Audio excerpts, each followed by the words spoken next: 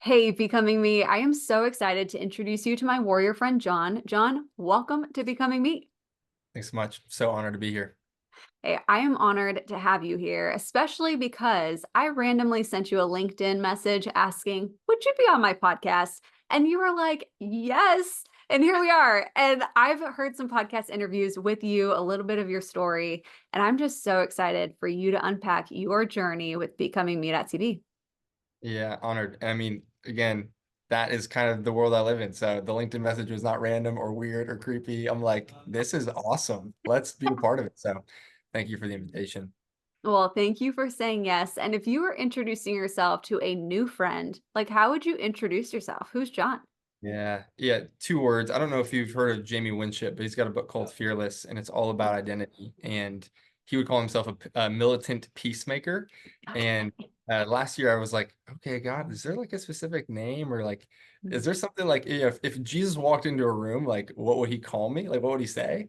And two words have kind of surfaced. One, a boaster of weakness. I'm a boaster of weakness. And then the second being, I'm an infectious encourager. I think that's who God has created me to be. Of course, both of those questions deeply shaped by my story. But that is an incredibly deep end and spiritual. If I was meeting a new person, I would say, hey, I'm John. I grew up in South Dakota. I've lived in Portland for the last 3 years, and I work for a nonprofit. Usually, I give them the dignity of the choice to ask what our nonprofit does because it's kind of intense. And if they say what it does, then I usually say we help people stop watching porn and spouses who've been betrayed. And then they're like, oh, and I'm like, yeah, that's it, like, and great, we can walk away now, or we can continue to chat. Or some of my friends would say, John sometimes introduces himself as working in the porn industry, which is just a very clickbaity way to make a splash. But yeah, anyways, I would say I'm a boaster of weakness and an infectious encourager. No, those are awesome descriptors. And I will boast about something cool and encourage you in something you just did. And if it's not public, I will edit this part out of the podcast later. But Those you are just fun. ran in like a crazy huge race that's apparently like famous in Portland too, right? So you're a Yeah, runner. I learned that it's the largest, or they would say the mother of all relays. And I had to like, I'm like, is this true? And it is. Yeah, it's a 198-mile relay race from Mount Hood, which is just outside of Portland, all the way to Seaside, Oregon, which is on the coast. And so literally from the mountain to the ocean, there's 12 team members. Each team member runs about 17 miles over the span of 24, 30 hours, depending on how long it takes your team. And like I told you, I was definitely not in shape or prepared at all. I got invited literally the week of, and I'm like, I think this could be fun. And so it was a gift to get to participate in. And the question now is, am I a runner? I don't know. Maybe. I mean, I think yes. I think you are definitely a runner. You just ran a huge race. Like props to you. That's amazing. Thank you. It was fun. Absolutely. You mentioned some pieces of your story as you introduced yourself to your new warrior friends, and I would love to take time and just go there. Like unpack your story. What's made you who you are today? Yeah, would so love to. It was interesting as I was just thinking about how I wanted to share my story with you and this audience. One of the stories that actually came to mind was how I was born, which is kind of random. I don't normally share this, Okay. but I was an emergency C-section in October of 1997 in the middle of nowhere, South Dakota, Aberdeen, South Dakota, Mm. and my mother was trying to have me. The umbilical cord was literally wrapped around my neck, and so the contractions were quite literally killing me, which is Wow. pretty traumatic way to enter the world. And so a nurse had come in and the doctor finally came in and Mm. they were like, hey, like this has to happen right now, or like this child might not survive. So the C-section happens, they rush me away, and my dad walked up to this, little place they had me underneath the heater. And the first thing he said, John, I just knew you needed to hear my voice. And so I simply started telling you who you were. And like I just heard this story for the first time on my 26th birthday. I'm 26 now. And Wow. it wrecked me. I'm like, I Mm. think that is the Father's voice over all of us. Mm. Like I knew you needed to hear my voice. So I simply Mhm. started telling you who you were. And so just to say, I think even from like a young age, like one, the enemy has tried to take my voice. Second, the Father's voice has been speaking affirmation and blessing and belovedness literally since like the second I was born, of telling me who I was.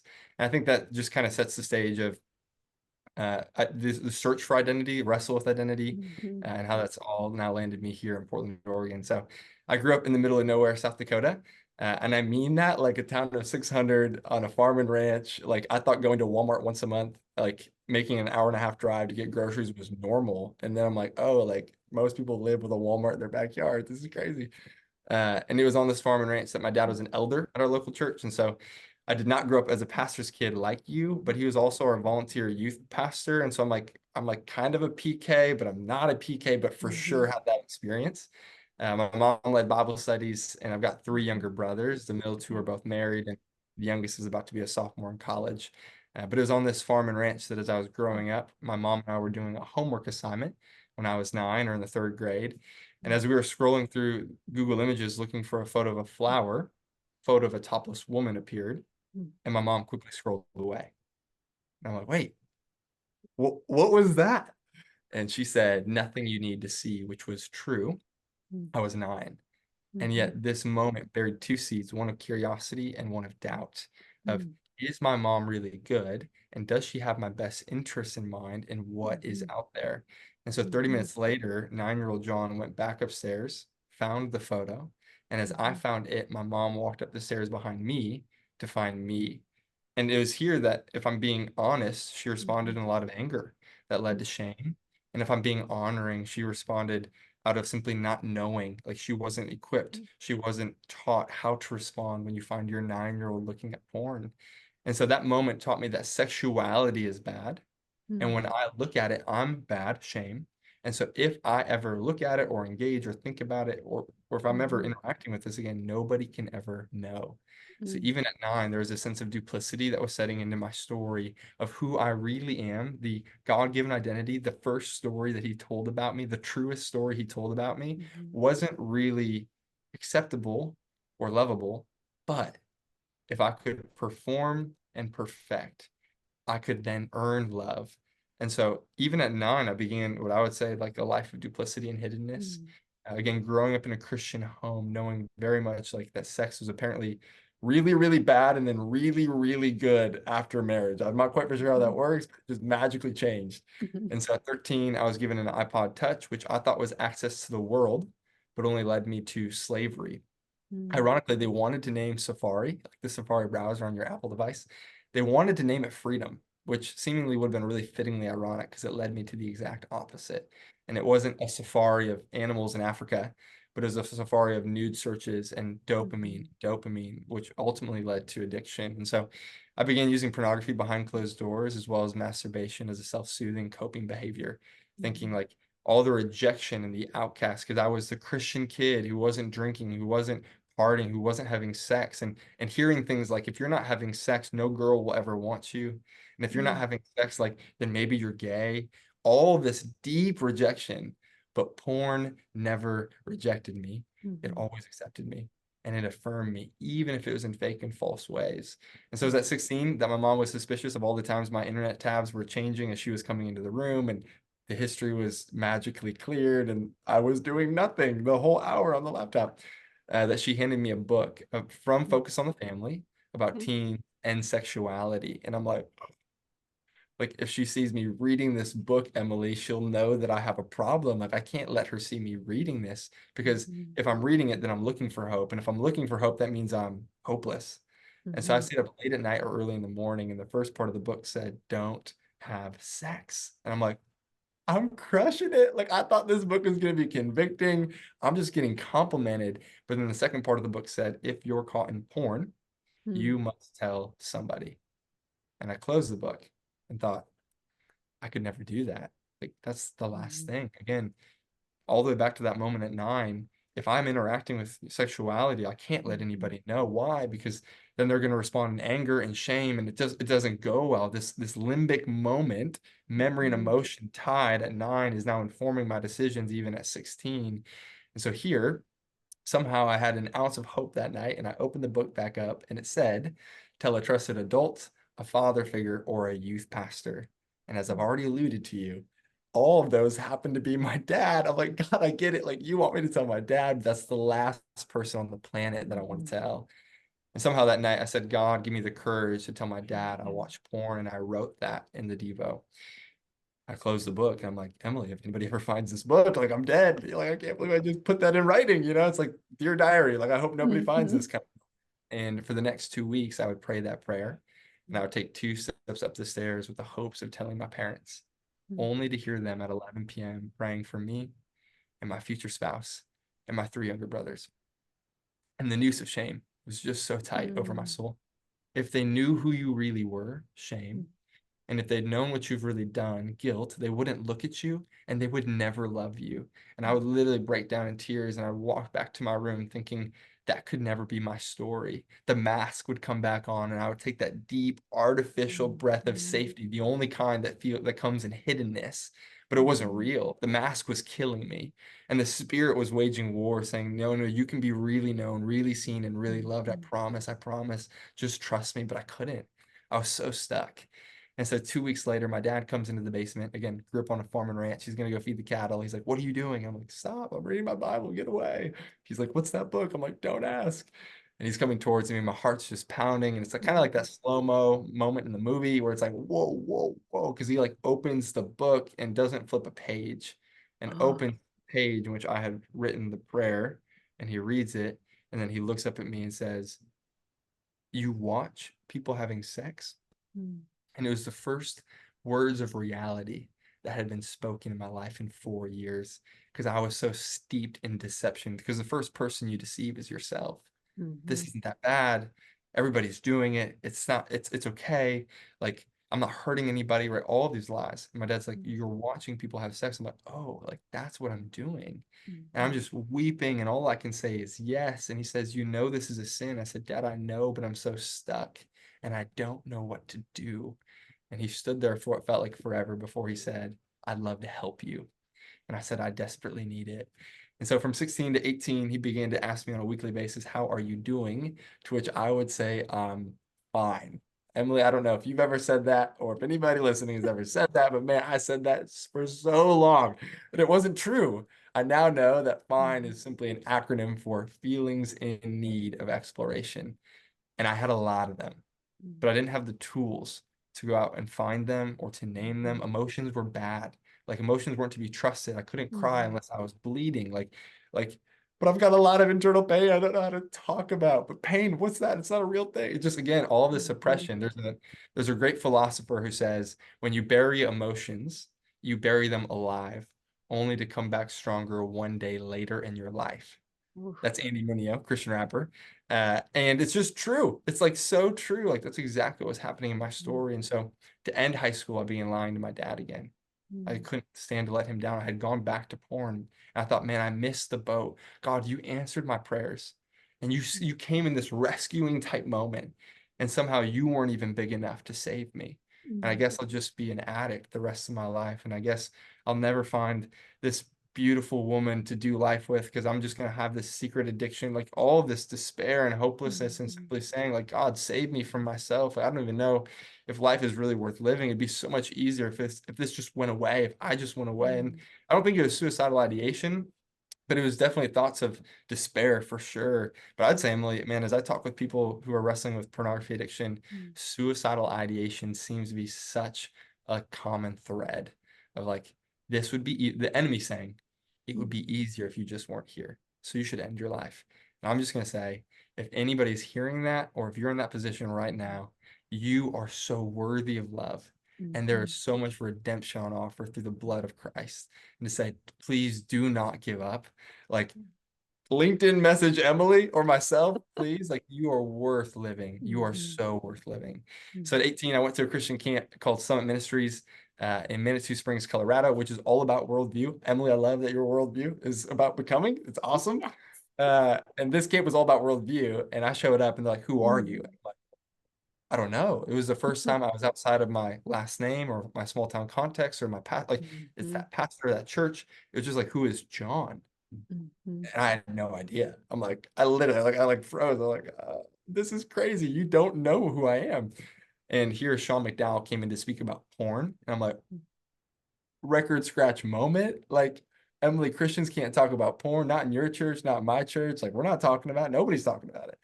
And Sean said that 2 in 3 men in the church struggle with porn, and that 1 in 3 women in the church struggle with porn, and that 1 in 4 internet searches were for porn. And I put my pen down and thought, the camp hired a liar. He has no idea what he's talking about. He has no idea that I'm the only one in this room, which I think is the greatest lie. In sin, pain, addiction, whatever you want to call it, is that you're alone. The enemy's so good at telling that a lie. Nobody's ever experienced what you're experiencing. So be quiet, because the essence of shame is voicelessness. Don't tell anybody. Hide, right? Adam and Eve in the garden, they were afraid, so they hid.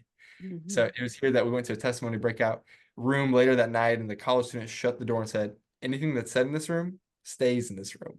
And I'm like, Emily, what is this? Christian Vegas? The scariest room I've ever been in my whole life. Like, what's about to happen?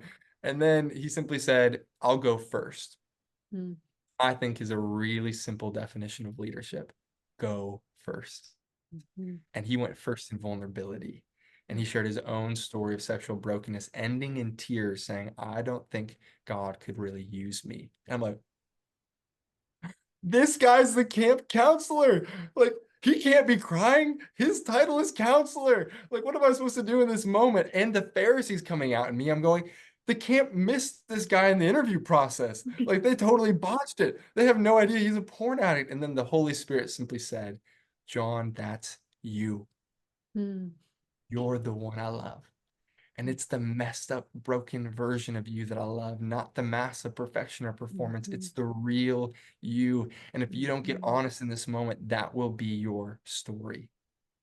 And I'm like, my hand's like shakily raising. I'm like, what's happening? And the Holy Spirit's like, you're next. And I'm like, what am I supposed to say? He's like, talk about porn. I'm like, you can say that? I can say that? We can say that? That's crazy.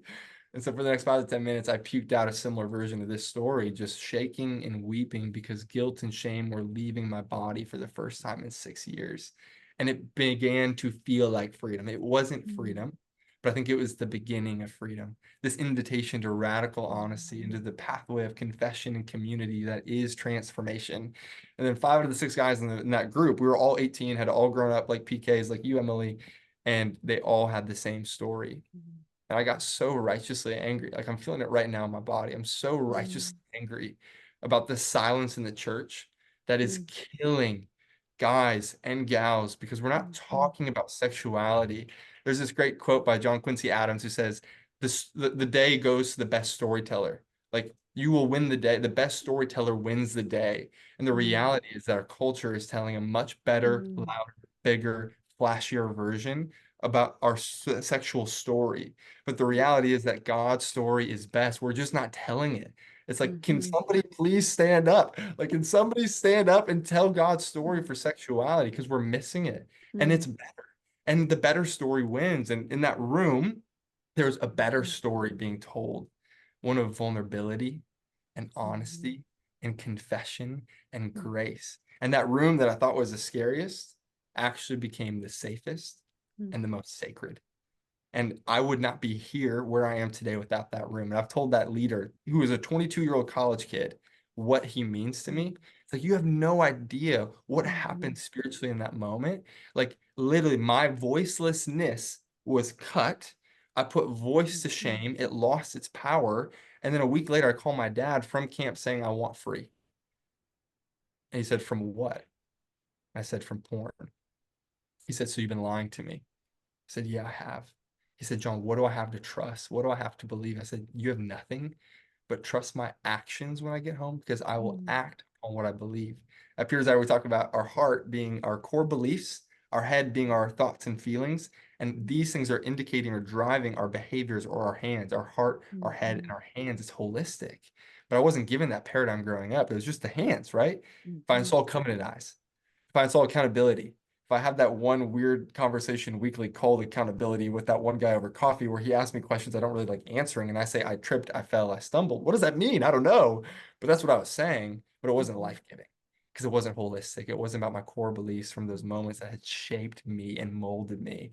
So at that camp, I began begging God, don't waste my life.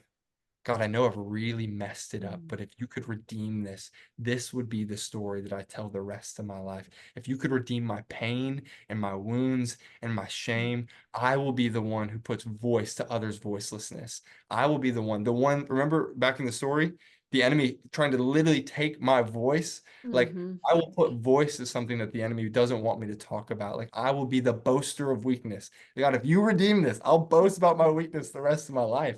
I got home from camp, and before even getting to my house, I went and played a baseball game, and my coach of 2 years says, "Hey, Begeman," this is in front of my whole team. We're out in the bleachers.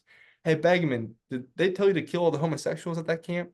That's what all Christians want, right?" And I'm like, God, I said use me, but not this soon. And homosexuality is not my thing. I have no idea what to say. I'm so afraid because I'm the Christian, and how I answer is going to be really representative of what Jesus might think. And I'm Mm. like, Holy Spirit, help me. I don't know what to say. Mm. And somehow I said, hey, Andy, I think homosexuality is a sin nature. Mm. I struggle with porn. Should I be killed? And I'm like, what did I just say in front of my Wow. whole baseball team? And afterwards, two guys came up to me and they said, Mm. that's my story. Wow. And just to pause and say, Emily, 8 years later, I was 18 then, I'm 26 now, 8 years later, that moment has been replicated thousands of times. Like, that's what keeps happening in my life. And I Mm. got home that night, and my mom began installing accountability software on my device and my brother's devices. And just to say, I think moms are so powerful. Like, I think moms have so much Mm. spiritual power. I think parents have spiritual authority in homes, but like, I think moms have Mhm. so much pure spiritual power. I Mm. got alone with my mom that night. I shared my story. I'm just like, I was 13. I had lustful thoughts and masturbation. I'm just like, bleh. I'm like, Mom, if you know my story, Mhm. then maybe it won't be my three younger brothers' stories. Mm. Maybe we can write a better story for them. And that right there is the cry of my heart for hopefully a whole generation. Like, what if we could get radically honest enough Mm. that we Mm. were inviting people into reality, not to Mhm. spiritual pretense or pretending, but into reality? Henry Cloud says that there's something about a healthy AA group that's very different than a legalistic church. In a legalistic church, it's not okay to have a problem. That's called being sinful. Mm. In a healthy AA group, it's not okay to be perfect. That's called denial. And in a healthy AA group, you go in and you look worse, but you get better. Mm. In a legalistic church, you go in and you look good and you get worse. That. What if we could invite the next generation Mm. into Mm. that? What if you could be known fully, seen fully, loved fully, looking worse Mhm. and getting so much better? That Mm. is when I found life. And so I got to college and I'm like calling every guy in my contact saying, I'm the porn addict that Jesus loves. Like, he loves me. And I met the man and he told me everything about me. And now I'm running back into town. I'm like, I don't even know. Like, am I an evangelist? Maybe. I think so, kind of. Because again, like Revelations 12 says, Mhm. the blood of the Lamb and the Mhm. word of our testimony. Testimony. Mhm. That's how we overcome, Emily. This Mhm. podcast, Becoming, could also be about overcoming. Like, this is how we overcome Yep. because the blood of the Lamb is on offer. The Yeah. question is, will we join our voice? Mm. But shame is voicelessness. And so Yeah. we have to overcome, we have to despise our shame, just like Jesus did going to the cross. And when we do that, we get to Mhm. partner with him in victory. This, this is victory, sweet victory. This is sweet revenge. Like, I wasn't supposed to be here on this call, Emily. I'm not quite for sure Mhm. how I got here, but like Jesus knows because he Mhm. saved me and he is saving me. And I'm Yep. not done. I'm not perfect. I'm in progress. Like all of those things. Like I Mhm. am becoming. Like you're not looking at a Mhm. perfect project. I'm an Yep. imperfect person who's in progress. But anyways, Mhm. in college, I was in what I would now call a binge purge cycle. Mhm. And I'm sure whether it's sin in general, like all of us can identify with this, where it's like, I'll go without doing this thing and then I'll Mhm. give in. And I'll go without and then I'll give in. And I'll go without Mhm. longer and give in. Like that's what I was doing. I'm like, well, it's not addiction because it used to be daily Mhm. or at least weekly. And now it's like just once a week. Like I gave God 6 days of purity. I'm doing better. Or like Mhm. I went a month. Like God, look, I'm doing better. But the Mhm. reality was I was just lengthening my sin Mhm. and I wasn't healing. I began Mhm. to even use, which is now my life verse, as justification. 3 times I pleaded from the Lord to take it from me. This is 2 Corinthians 12:9. I'm like, it's my thorn. We all got a thorn, Emily. Like, it's just gonna be there, I guess, the rest of my life. And I hope that whoever I'm in relationship with, or dating, or engaged to, or Mhm. married is okay with that. And as long as I'm being honest, right? And then when I applied to become a crew missionary, out of college is where everything began to change. Because in the interview process, he said, "Hey, John, when was the last time you binged pornography?" And I'm like literally in a hallway on my college. I'm like ducking into a stairwell. I'm like, well, I don't know what you mean by binged, but if you mean like the last time I saw something, like if you count what I saw on Twitter like 2 weeks ago, 2 weeks ago. And he said, "John, we can't hire you because you're addicted. We will only hire you if you go through Pure Desire 7-pillar Mm. counseling." And I don't know about you, Emily, but growing up in South Dakota, counseling was a swear word. Mm. We just didn't do that. That was for broken people, like really broken people. I'm like, counseling? Like, I'm not broken, you know? I'm trying to save the world. Like, I want to change the world. And then I just felt like God simply said, "But what if I want to change you?" I'm like, God, you don't get it. Like, the world's broken. Like, I want to start there. And God's like, "No, no, no, Mm. John, I know your brokenness, and I want to start there. Because if it starts here, then maybe it could start in your Mhm. community, and maybe it could start in your church, and maybe your county, and then maybe your city, and then maybe your Mhm. state, and then maybe a couple other states, and then maybe a country, and then maybe the world. But if it doesn't start Mhm. here, it will never start there." And so I moved to Dallas, Texas. I eventually was convinced that counseling was the pathway forward. And as I was working in Dallas, Texas for a year out of college, Emily, there was an apartment complex that was being built across the street, and they were digging down and down and down Mhm. and down. And again, I'm a small town kid from South Dakota. I'm like, they're wasting time and resources. This is silly. And one of these mornings, I was driving past on my way to work. God was just like, "Wake up. Like, you think I'm wasting time? You think I'm wasting resources? You think I'm being pointless by digging in the basement? But the reality is that if there is not foundation and structural Mhm. support and beams and concrete and layers on layers on layers, that what is built Mhm. above surface, visible of influence, will never hold weight. Because your abilities, this is a Henry Blackaby quote, your abilities can take you to places that your character can't sustain." Mhm. And I moved to Dallas hopeless that that binge purge cycle could ever change. Mhm. And I worked in the Hope Center. Are you kidding me? I literally am sitting in a building called the Hope Center, going through counseling in a conference room, moving boxes for like old ladies. Like, I was doing like God was like, "This year is for your counseling." I support raised. People paid for me to go through counseling. I mean, God's kindness was just all over it. And it was here in this group, Emily, that I once again entered a scary but safe and sacred room. Mhm. And the second week, we had to name our top 4 sexual secrets. Are you kidding me? I don't have any secrets, sexual, no way, not at all. And then I'm like, Mhm. "Oh yeah, mm-hmm, and that, and will they love me if I tell them this?" And I don't know if I'm even worthy of love because of this one. And Mhm. then all of a sudden, a week later, I was actually on a retreat in California, and I'm joining this Zoom call. I'm like, I just met this random person I'm staying with in this room. I'm like ducking into a closet to take this group call. And I'm about to share my top 4 sexual secrets in an Airbnb with a bunch of people I've never met. I'm like, so I have, I'm like literally like whispering. And it was in these moments Mhm. that I began to see that I was as sick as my secrets, Mhm. but that I could be as healthy as I was honest. And Emily, I had not been Mhm. invited to honesty. And Mhm. I don't think many people have. Like, Mhm. again, I tripped, I fell, I stumbled, whatever. It's just like these words, like we got a bunch of Christians falling over in the church. I'm not quite for sure what that looks Mhm. like or means, but we're not saying anything. Like, that's Mhm. not confession to me. Mhm. Confession, as I began to learn in this group, was, "Oh, I was at work and I got an email that I didn't know how to respond to. And so I put it off, procrastinating. I was forgetting priorities, which then Mhm. made me anxious about the thing that I didn't know how to solve. So then I sped up and I tried to go do 5 other tasks all at the same time. Mhm. As I was doing these things, I couldn't handle it. So I got ticked off. I got really Mhm. angry at myself and the world around me. And then I Mhm. started thinking in black and white, like nobody understands me. Nobody understands what I'm Mhm. going through. I'm alone. And then I got exhausted. I was hopeless. I was panicked. I'm on the way home and I'm like swerving in traffic, like this isn't going well. And then I get home and all of a sudden I'm in my room alone. And Mhm. the enemy says, "Hey, remember your old friend pornography or sexual fantasy or Mhm. lust or masturbation, whatever it might be for you? You could use it and it would make you feel better. You should use it right now." that, and then let's just say I chose to use it, like that's me acting out. That's confession. Not I Mhm. tripped, I fell, I stumbled. That's so it was really an invitation to self-awareness. It's like I have emotions and I can Mhm. feel them.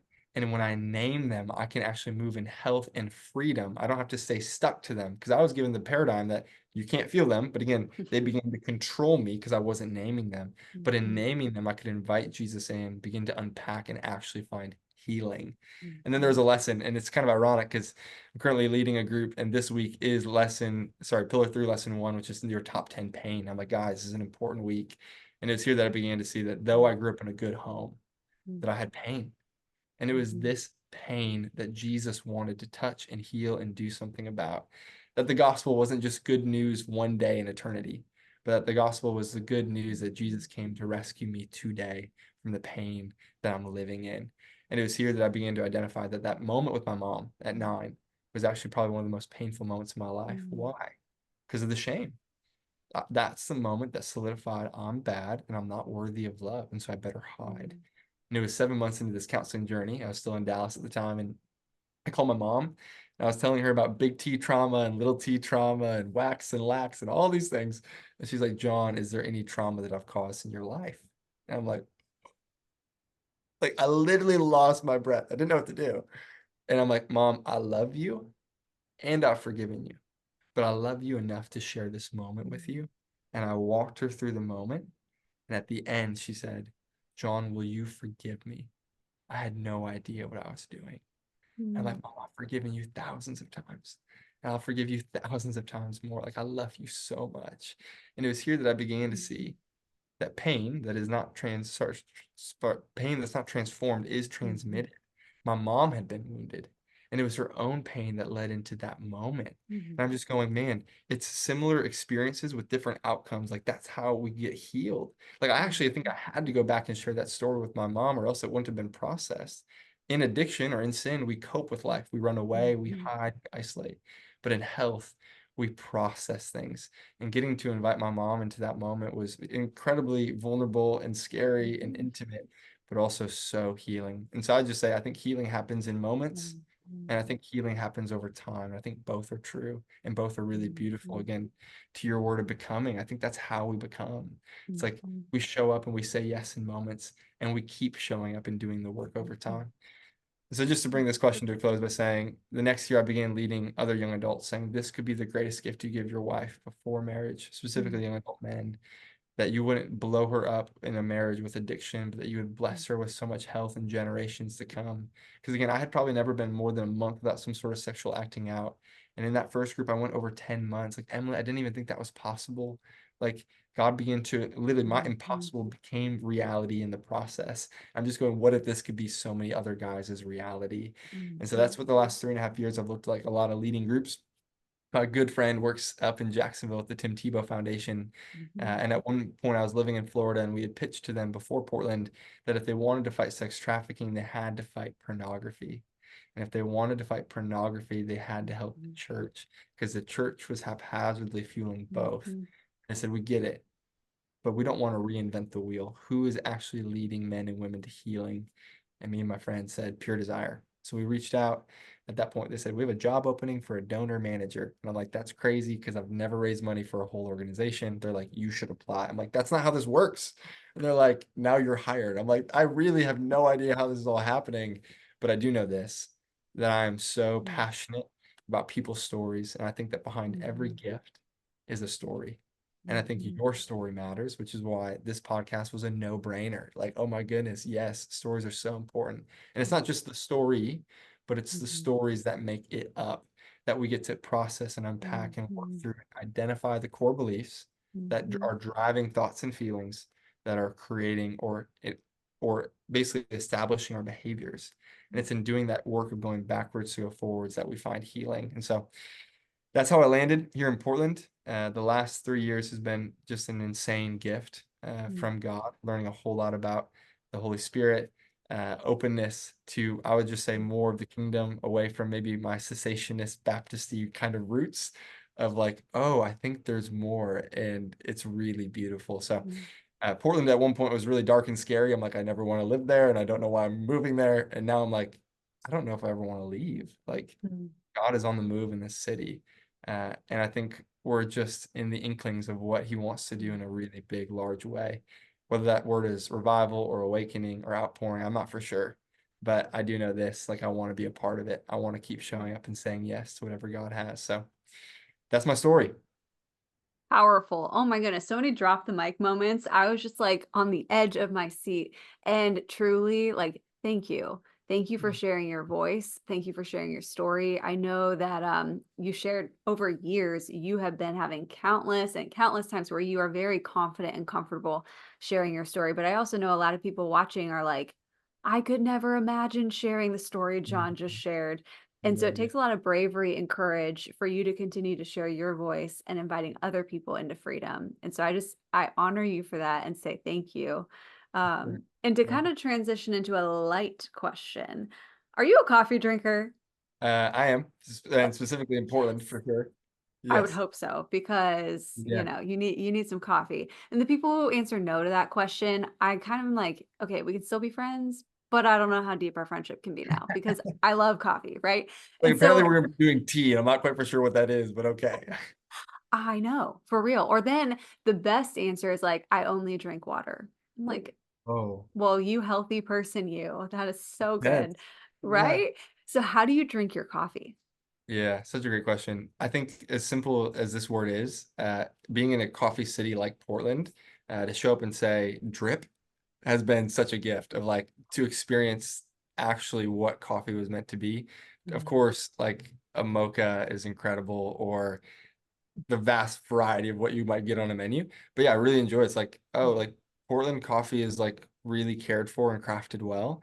And so when you show up, it's like they probably have something really specific, whether mm, it's to the day or week or month or whatever it might be on drip. And so, yeah, I have become more of a black coffee drinker in Portland than ever before. But if I'm mhm, being really honest, I usually do put a little bit of sugar and cream in it as well.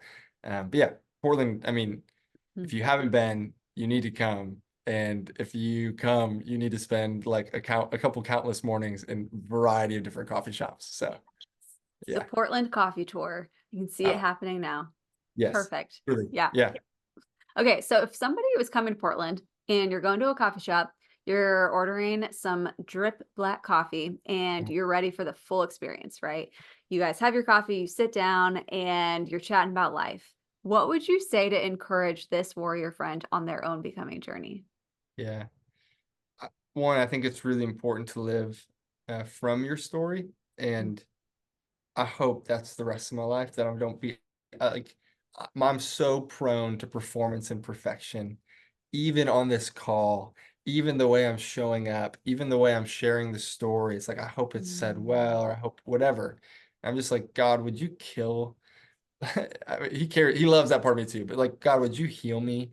And so I would honestly probably lean in and just offer, hopefully, what God has done within my own life. And again, coming back to 2 Corinthians 12:9, I mentioned it briefly, but it's really, really important to me coming to that idea of like being a boaster of weakness. And I think the enemy loves to bury our purpose mm, underneath pain of mm, like, oh, but what if in the redemption of that pain, insane purpose was found? mm, Like mm, the word passion simply means to suffer.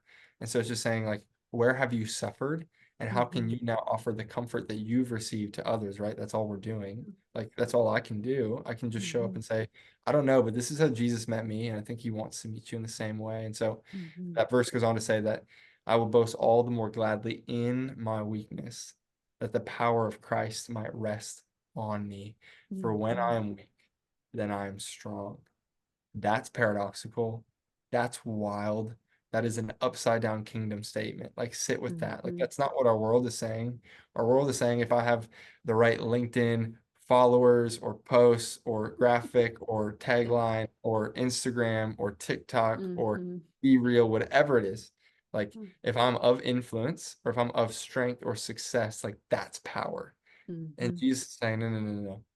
Your weakness is my power and my strength. And I think something that I had just passed over for so long was that it said, in weakness, boasting in weakness, not mhm, after weakness, not before weakness, in weakness. Like even here mhm, saying, I'm a single who is struggling to manage my sexuality, and I'm Mhm. striving to do so in a consecrated type of way that's saying, I Mhm. want to live set apart. But Mhm. today, Emily, I'm showing up saying, God, help me to manage and steward my sexuality just like I would my finances, just like I would my relationships, to honor myself, to honor others, and hopefully in doing so, Mhm. honor God. Like, that's how I'm showing up in the world, saying, and I'm kind of upset about singleness. And like I also know that I can be fulfilled and like Mhm. joyful and living in on intention and on purpose and on mission. But at the same time, I'm like, I'm wrestling and I'm addressing my own Mhm. insecurities and wounds around weakness and singleness and all of these things. And in doing so, I'm actually getting to invite others to do the same. What? Like, we're not alone? Like, other people are having these thoughts too. Other people feel Mhm. alone as their head hits the pillow, and 4 years after the script I was given of being married in college hasn't happened. Like, that's confusing, and I'm wrestling with that, and there's grief there, and I don't Mhm. know what to do about that, but I'm inviting God in. And so if I Mhm. was sitting down with a warrior friend in a different city, I would simply say, like, where's the pain in your life? Mhm. And how might that actually be your insane purpose? And how, in owning your pain and leaning in and trusting Jesus for healing and hope and redemption, might you get to offer that to others? That's not how I would pose it. I would usually just simply probably start by talking about story, like, what's your story? Here's my story, and potentially give them the gift of going first. Again, I think that's Mhm. leadership. To Yeah. lead in vulnerability, to go first is a huge gift. Inviting their story and their voice away from shame towards Mhm. honor to the table, and then simply saying, yeah, I think there's more there. And I think God has so much redemption on offer always, whether here on earth or one day in heaven. And I think we get to partner with him in Mhm. strength, actually through our weakness, and then Mhm. engaging his power. It's like, so if you want to be filled with the power of Christ, just get really low and Mhm. weak and humble. It's opposite, it's backwards, Yeah. and it's beautiful because it's the kingdom. Oh, no, that's so powerful. Thank you for unpacking that. And I definitely relate. And I know so many people who tune into Becoming Me. We have many people who are married, dating, single, all the different seasons of life. So I'm 33, single, and have navigated a lot of the okay, grieving. Life hasn't unpacked how I thought that it would, right? Growing up, I'm thinking 33 is like old. And now I'm 33. I'm not old. What is happening, right? Yeah. And so I've been navigating what does becoming here look like. You're always looking for that there moment. Mm, And knowing so many people really are waking up to reality isn't what I prayed for. It's not what I dreamed. absolutely. I'm finding myself single in this Yes. season. How would you encourage them to steward their Yeah. singleness, their sexuality right here? Like, what are some practical things Yeah. for those of us who are in Please. this space? Yeah, I mentioned one of them already, but just to circle back and say, I think emotional awareness is so key. Like, we have a tool at puredesire.org called the Faster Scale, and I walked you through it in the way of confession, but just from forgetting Mhm. priorities to anxiety, speeding up, ticked off, exhausted, relapse. I think when we find ourselves in a destructive cycle or a compulsive behavior, whether that's romance novels or pornography Right. or sexual fantasy or whatever it might be, or compulsive use of masturbation, when it Mhm. comes to our sexuality, that identifying and addressing, like, oh, I'm feeling low right now, and I'm tempted to engage isolation and shame and guilt and sin and live in this addiction Mhm. cycle, but you were made to live in an intimacy cycle. And that when you experience pain, let's just say Emily and I were trusted close friends, I can now call Emily and say, hey, Emily, I'm in a tough spot right now. And I'm tempted to isolate and to pursue destructive behavior, but I'm actually inviting you in because intimacy is simply into me, you see. I want you to see me, and Uh-huh. this is risky. And it's that risk that then leads to dopamine. And oh my goodness, like, wait, God, like, porn and sexuality and masturbation aren't the only places that I can get a good feeling hormone. Yeah, Mhm. like when I'm risking, like, this is gonna get intimate, but this is real. In October, sorry, March of 2020, I was 3 months into group, and I was like in the midst of temptation, Mhm. like very sexually aroused, and I ran Mhm. around outside. I'm like, Mhm. God, save me from myself. I don't know what I'm Mhm. doing. Save me from myself. Mhm. I got back in, instead of watching porn, I called a friend and literally said, hey, I'm like actually aroused right now and I can't remember truth. Like, can you help me remember truth? Because I can't remember truth. Why? Because when we're sexually aroused, we're limbically locked, fight, flight, or freeze. And in order to get out of that limbic lock, literally breathing, number one, is really important. Box breathing, in for 4, out for 4, because you're then giving oxygen back to your prefrontal cortex, which is where logical and rational decisions are made. And so if you want a chance of like stewarding sexuality well as a single, I would say learn how to breathe. I know that's so simple, but learn how to breathe. So there's an acronym, BRACE. So faster scale, emotional awareness. Sexual temptation, acronym BRACE. The first B is breathe. R is remember truth, which is simply, for me, I quote Psalm 23, because it starts by saying, the Lord is my shepherd. There's nothing that I want. What does lust say?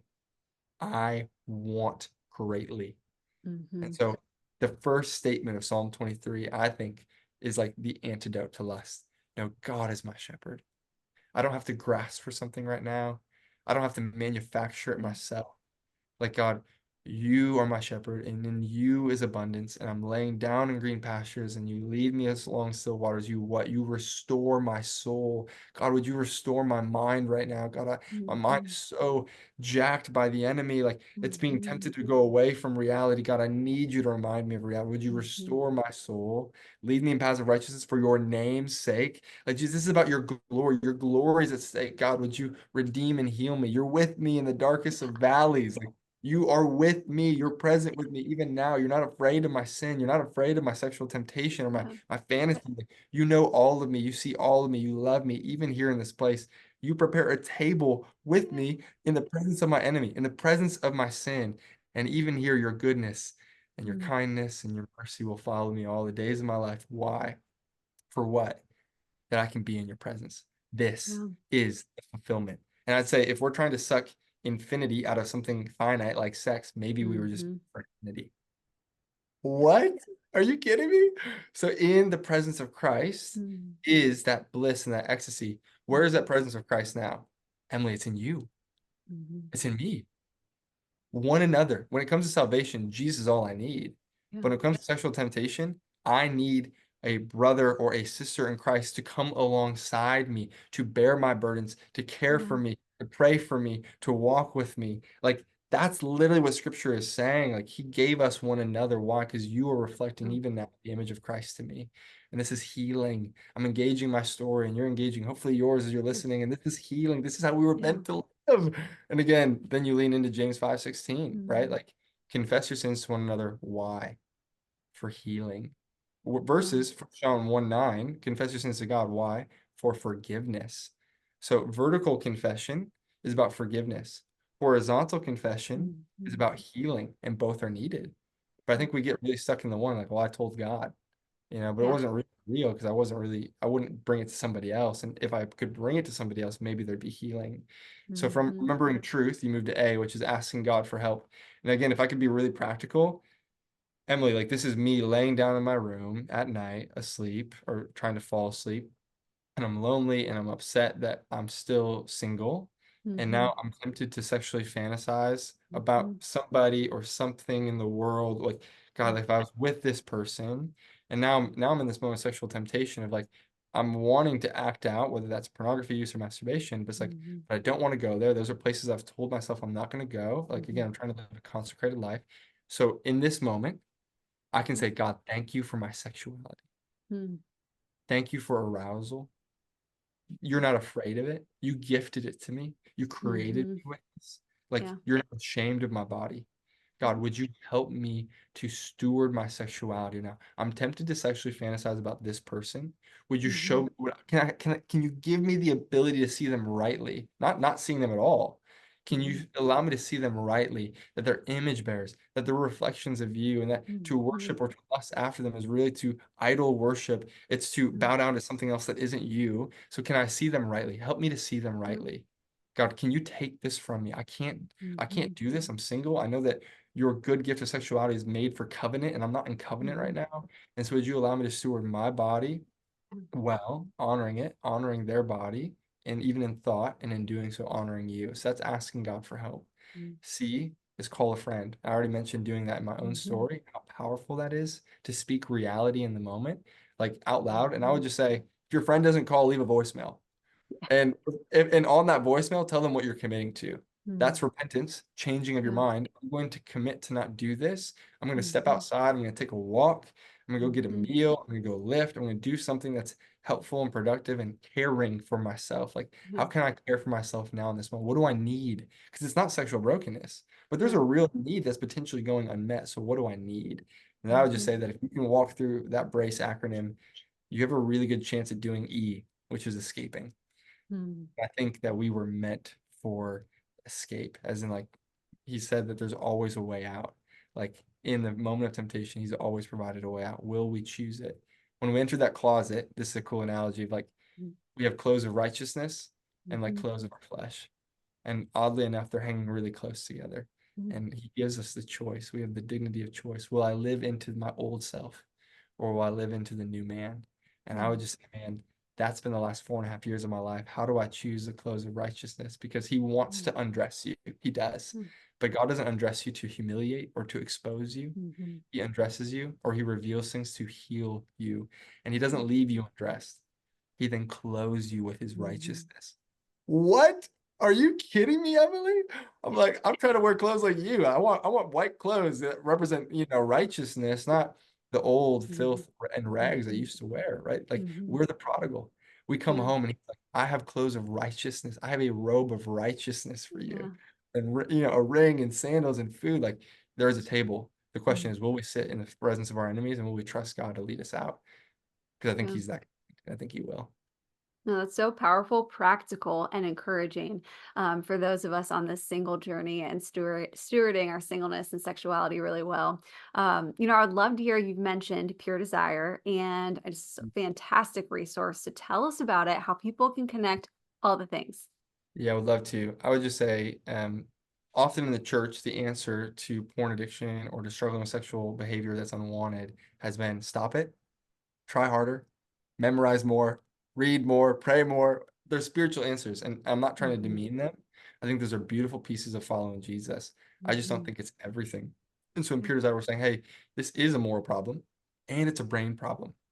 So we're biblically based with a clinical information about the brain and the body and how addiction and Mhm. dopamine and all these things play out. And it's engaging that piece of whether that's brain science or your story or past trauma Mhm. or pain or lies or wounds that we begin to really unpack. And I would say expose the enemy for who he is, right? It says that the devil's in the details. It's like, oh, Mhm. let's just like actually name the details and get radically honest. And so what we offer at Pure Desire is 10-month groups for men or for women. And I would just say one of our most recent resources is literally called Authentically You for college age or young aged women. Why? Because college age women are the fastest growing demographic of Mhm. porn users. And Emily, if it's shameful for me to talk about my porn use or masturbation Mhm. use, it is 10 times more shameful or painful for a girl to bring that to the table. Why? Mhm. Because it's been every man's battle. And again, I'm not Mhm. trying to demean that book. I'm just saying Yeah. that did something in our culture where it's like this is a man's issue. It's not a female issue. And I would Mhm. just say sexuality and sexual brokenness is a male and female. It is a people Yeah. problem. All sexual beings, and we're all in deserving of redemption and transformation. And so, if you're a single girl and you're like, Pure Desire is just about helping men get over porn, I'm saying absolutely not. Mhm. We have an unfiltered podcast, which is answering really raw and honest questions about sexuality from Heather and Ashley on our team. Mhm. It's beautiful. And we have groups for young adult women. So we have groups for men who are addicted, Mhm. women who are addicted, men who are betrayed, and women who are betrayed. And so maybe you're listening to this Mhm. and you're like, oh, like whether that was a boyfriend or Mhm. fiance or a spouse, again, Mhm. wife or husband who had a porn use that you didn't know what to do Mhm. with or deal with, or well, like we have resources for you. We don't want to leave you stranded. We talk about this analogy of like a car. Mhm. Porn addiction or sexual brokenness is kind of like a crash, and often the paramedics come for the addict. But what they don't do is help the person in the passenger seat out of the car, and Mhm. they're still upside down in the seat belt. And so if you Mhm. find yourself upside down in that car, not knowing what to do on the other side of somebody's porn use or sexual brokenness, like we have resources for you. You're not Mhm. crazy. You're not alone. And you are so worthy of love and redemption. And I think that Jesus wants to heal you just as much as the person who crashed the car. So that's what we do at Pure Desire primarily. We also have counseling. And so if anybody's Mhm. interested in like, oh, I think there's a lot here and I need counseling, I did too. Welcome. Uh-huh. And working with the counselor was such a gift. I literally just Mhm. wrote him a card today saying, I wouldn't be here without Mhm. you. And thank you for reflecting the image of Jesus in deep intimacy and vulnerability to me that has led me to be on a call like this. So that's what we do at Pure Desire. That's amazing. And those of you who are watching and listening, we will have the links in the show notes so you can easily connect with Pure Desire and learn more and take your next steps in freedom and healing. And I'm just so inspired and encouraged by you, by your confidence, by you sharing your voice, the gift of who you are, and the journey that has brought you to this moment. And you're continuing to become you, who God Mhm. designed you to be. The journey's not done. Um, but you're inviting so many people to share their stories and to step into freedom. And even just the gift, I think, that you give people by showing them like it's possible. One, you're Mhm. not alone, which I heard throughout your story a lot. And then second, it's possible to be free and live in the freedom that God designed you for. So John, like, thank you. Thank you for sharing your story and the gift of who you are. I Yeah, you're appreciate it. welcome. Yeah, it was a great honor, and thanks for your questions and just making it seamless. This is fun. It was fun. Thank you so much.